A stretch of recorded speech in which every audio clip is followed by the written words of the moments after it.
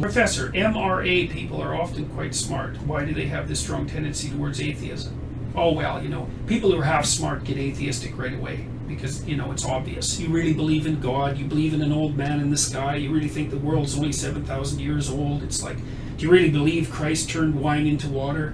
No one who wasn't foolish would believe that. Well, that's the statement of someone who's smart enough to start to notice something about what people believe, but they're 10 steps along a 50,000 mile journey. So, and then the other thing, I already mentioned this about atheism, people like to think that the reason they're atheistic is because they're clear-headed and rational. It's like, well, first of all, no, probably they're not, because how often do you meet someone who's clear-headed and rational?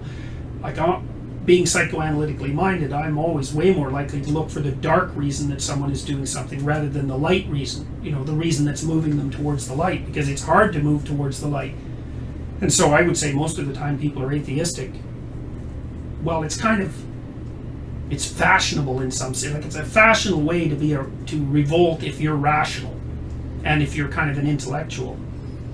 But also, you can just dispense with responsibility if you're atheistic, and I think that's 90% of the reason that it's, especially in the modern world, that's why people are proponents of atheism.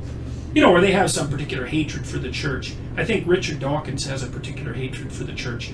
I've thought of this many times. I would swear that something happened to him when he was a kid that wasn't good, and that the church was involved, because he has such an animus against the church. It's that it possesses him. There's a reason for that.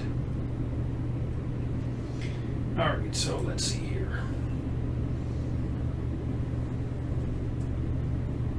Can you explain why the convention